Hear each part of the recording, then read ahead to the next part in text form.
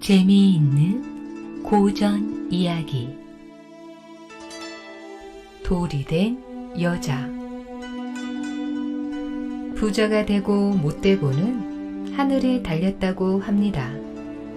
안 먹고 안 입고 안달복달하며 재물을 모아도 늘 그 타령인 게 사람 사는 꼴이니 보통 사람이야 밥 한 술, 술 한 잔 나눠 먹으며 그럭저럭 살아가는 게지요.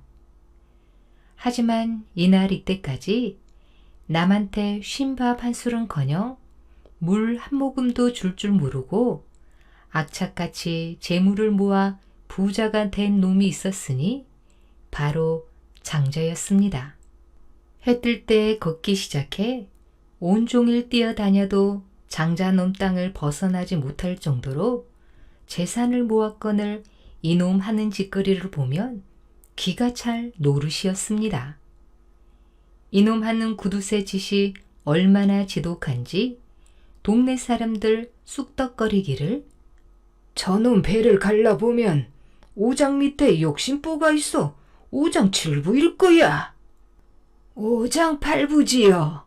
암 8부고 말고 심술보까지 있잖아요. 물론 동네 사람이야 구두쇠 장자란 놈 집 기웃거려 보았자 물 한 모금은커녕 욕짓거리만 배 터지게 먹고 나오는 걸 알기에 장자집 근처에는 얼씬도 하지 않았습니다. 그러니 장자놈한테 골탕을 먹는 건 꼭 먼 데서 흘러 들어온 장사꾼이었지요. 하루는 생선장수가 이 마을로 들어왔습니다. 싱싱한 청어 한 바구니를 이고 들어와 부잣집에다 좀 팔아보려고 기웃거리는 걸 장자가 보고야 말았습니다. 어이구 반갑구나 반가워. 청어 장수를 본 장자가 죽은 엄마 살아온 듯 반갑게 달려나와 청어 장수를 맞이했지요. 그러더니 수북히 쌓인 청어를 이리 뒤적 저리 뒤적 주물럭 만져대더니 급기야는 팔을 걷고 팔뚝을 청어 몸뚱이에 마구 비벼대는 것이었습니다. 볼록하던 청어배가 터져 내장이 나오고 청어살이 흐물흐물 찢어져도 청어 장수는 벙긋벙긋 좋아라 웃고만 있지 뭡니까? 남의 물건을 이렇게 망쳐 놓았으니 당연히 살이라 여긴 거지요. 하지만 어림없는 일입니다. 너무 비싸! 장자는 흥정을 쪽박 깨듯 탁 깨고는 휙 방 안으로 들어가 버리는 것입니다. 어리벙벙한 청어 장수는 기가 막혀 싸움도 못하고 힘센 하인한테 내몰리고 말았지요. 그러자마자 방에서 나온 장자는 불이 나게 부엌으로 들어가 며느리가 앉히는 시래기국에 팔뚝을 썩썩 문질러 씻었습니다. 그날 저녁 장자네 식구는 오랜만에 비린내 나는 시래기국을 먹을 수 있게 되었지요. 생선국을 먹은 지 며칠이 지나자 장자는 며느리를 불렀습니다. 소고기 장수가 지나가는지 잘 살펴보거라. 얼굴이 화끈 달아오른 며느리가 대답도 못하고 쭈뼛거리면서 있자 장자가 소리를 꽥 질렀습니다. 알뜰하게 살림을 못하면 쫓겨날 줄 알아! 그날부터 며느리는 소고기 장수가 지나가는지 잘 살폈습니다. 만약 소고기 장수가 집 근처에 발이라도 들여놓을 것 같으면 장자 모르게 얼른 돌려보내려는 것이었지요. 하지만 소고기 장수도 억세게 재수가 없었던 모양입니다. 며느리가 밭일 나가고 없는 틈에 오고 말았으니요. 그날도 장자는 시뻘건 소고기를 철썩철썩 주물러 핏물을 팔뚝까지 질펀하게 묻힌 다음에야 비싸다는 이유로 소고기 장수를 쫓아내고 말았지요. 구두쇠 장자의 이 고약한 짓거리를 모르는 사람이 있겠습니까마는 워낙 장자의 권세가 당당하다 보니 누구 하나 그 앞에서 시시비를 따지려 들지 않았습니다. 마을길에 장자 모습이 보이기만 하면 3살 먹은 아이도 꽁지가 빠져라 도망갔고, 시장에라도 나타나면 사과 한 알, 떡 한 쪽이라도 뺏길까 두려워 장사판을 후딱 덮어버리는 게 예사였습니다.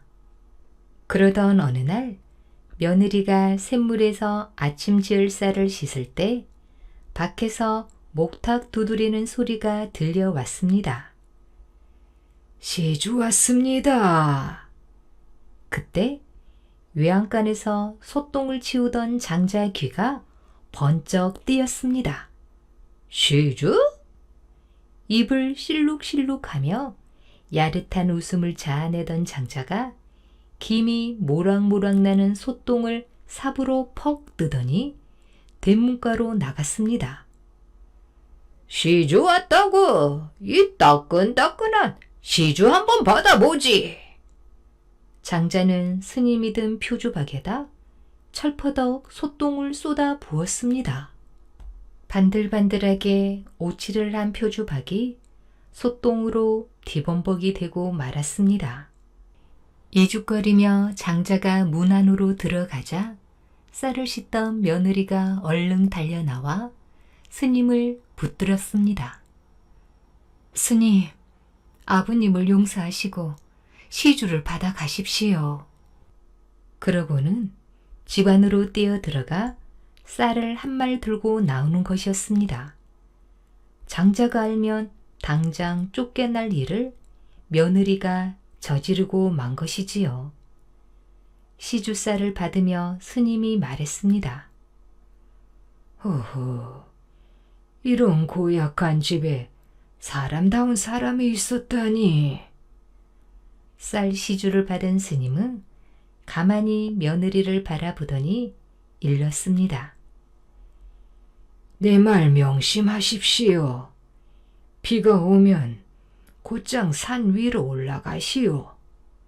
천둥 번개가 치고 무슨 일이 벌어져도 절대 뒤를 돌아보면 아니 돼요. 그러고는 급히 사라지는데 며느리가 스님의 옷자락을 꽉 잡았습니다. 스님, 아버님 죄가 큰 줄은 알지만 어찌 저 혼자만 살겠습니까? 아버님도 살아날 방도를 알려주십시오. 대사는 말없이 고개를 흔들더니 순식간에 온데간데 없이 사라지고 말았습니다.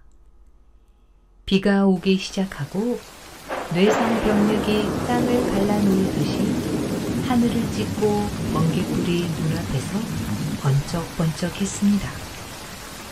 목화를 늘던 며느리는 얼른 지붕에서 내려와 산을 향해 뛰기 시작했지요. 며느리가 달리자 며느리를 졸랑졸랑 쫓아다니던 강아지도 뒤따라 뛰기 시작했습니다. 처음에는 정신없이 앞만 보며 뛰던 며느리는 점점 집이 걱정이 되기 시작했습니다. 누군가 머리 꼭지를 잡아당기는 것처럼 며느리는 그 자리에 섰습니다. 눈앞에는 높은 산봉우리가 우뚝 서서 며느리를 부르고 있었습니다. 저기 올라야 사는데. 하지만 며느리는 못된 시아버지를 그냥 두고 갈 수가 없었습니다. 며느리는 고개를 돌려 집 쪽을 바라보고야 말았지요. 넓은 집터는 온데간데 없어지고 누런 황토물만 넘실대고 있었습니다. 그때서야 이 모든 일이 하늘의 뜻임을 알아차린 며느리는 발길을 재촉했지만 이미 돌이 되어 굳어버린 두 발이 꼼짝도 하질 않았습니다. 무릎이, 허리가, 가슴이 굳어오더니 목까지 돌이 되었습니다. 장자 집터를 내려다보고 산꼭대기를 올려다보고 다시 장자 집터로 고개를 돌릴 때 며느리 얼굴은 돌이 되어 굳었습니다. 그때 두 눈에서 흘러내린 눈물도 돌이 되어 양쪽 볼에 줄줄 매달렸지요. 그걸 올려다보던 강아지도 점점 돌이 되어 갔습니다. 비가 그치고 돌이 된 며느리 주변에 산짐승들이 모여들었지요. 주변을 빙빙 돌던 여우와 늑대, 토끼들이 말했다지요. 인간은 참으로 복잡한 동물이군. 우리 같으면 절대 뒤돌아보지 않을 텐데 말이야.